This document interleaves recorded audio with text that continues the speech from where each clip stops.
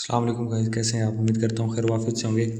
अच्छा, आज मैं आपको इस पार्ट में एंट्री मॉडल नंबर 1 में आपको बताऊंगा कि एक परफेक्ट एंट्री हम किस जोन से पकड़ सकते हैं। ठीक है, उसके लिए आप पहले देखें, मैं आपको दिखाता हूँ। जो 4 आवरली हमारी अभी वाली कैंडल चल रही है ना, उसके ऊपर हम मार्क करते हैं और उसके ऊपर जितनी भी कैंडल्स हैं मज़ीद उनको जाकर देखते हैं गहराई में, यानी कि छोटे टाइम फ्रेम पे 5 मिनट पे। ठीक है, अब 5 मिनट पे जहाँ पर हमने मार्क लगाया था वो लाइन आपको थोड़ी दूर नज़र आ रही होगी इस लेवल से। ठीक है, तो यहाँ पर आप देखें कि यहाँ से एक बार और दूसरा यहाँ पर तकरीबन 170 पिप 170 पिप अप जाने के बाद मार्केट डाउन आ रही है। ठीक है,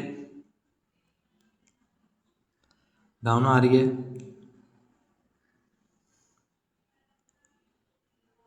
उसके बाद अच्छा, अब मैंने एंट्री ले रखी है 4676 552 पे। ठीक है, और हमारा स्टॉप लॉस है 4670 502।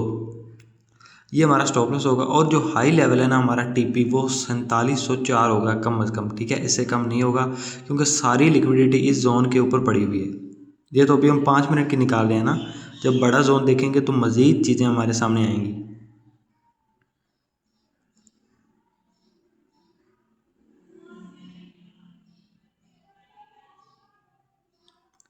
अब यहाँ पर मार्केट जो है ना वो हल्का फुल्का सेल रिएक्शन दिखा रही है अपना। ठीक है, सेल साइड थोड़ा बहुत मूव कर रही है, लेकिन जो सबसे बड़ा जोन है ना, जिसकी बहुत ज़्यादा उम्मीद की जा सकती है कि वो जोन ब्रेक होगा, वो लिक्विडिटी जोन वाला वो है 4701 5 मिनट के लिहाज से। ठीक है, अगर हम बड़े टाइम फ्रेम पर जाते हैं तो टाइम फ्रेम बड़ा हो जाएगा और उतने पिप्स भी बड़े होते जाएंगे।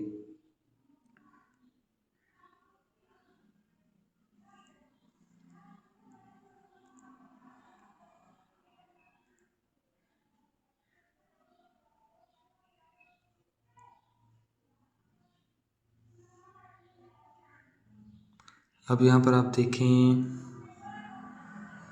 इस जोन के ऊपर 4 आवर। अब जब हम 4 आवरली टाइम फ्रेम को देखेंगे तो वो हमें कुछ इस तरह नज़र आएगा। ठीक है, 4 आवर टाइम फ्रेम भी एक रेंज के अंदर चल रहा है किसी एक तरफ, वो भी अपना परफेक्ट मूव नहीं दे रहा। ठीक है, इससे पहले भी जितने भी 2-4 दिन की कैंडल्स हैं वो कोई ख़ास मूव नहीं दे रही, वो सारा का सारा क्या बोलते हैं उसको, range market, sideways market हमें नज़र आ रही है।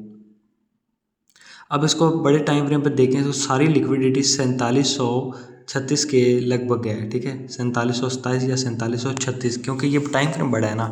छोटे 5 मिनट के टाइम फ्रेम पे वो 4705 बन रही है और यहाँ बड़े टाइम फ्रेम पर वो 4736 बन रही है।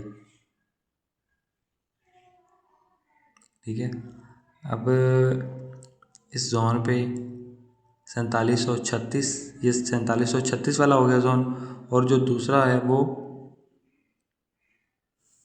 मैं भी निकाला, इधर हम अब सेल साइड भी निकालेंगे 4740 तक ये लग रहा है। ठीक है, अब हम किस तरफ बढ़ेंगे वो ये चीज़ को देखकर बढ़ना है कि मार्केट को देखना पड़ेगा कि किस साइड पे ट्रैपिंग ज़्यादा हो रही है। ठीक है, किस साइड पे क्लियर मूव दे रही है, किस साइड पे ट्रैपिंग हो रही है।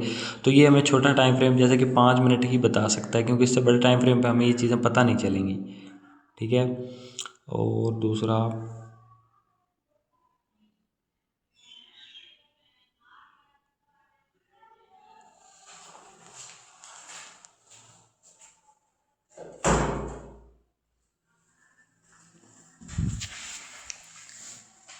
4700 कुछ लग, यहाँ पर हमने एंट्री ली हुई है। ठीक है, आपके सामने है ये एंट्री मॉडल में। आज 14 डेट है और 5वां मंथ है 2026 का।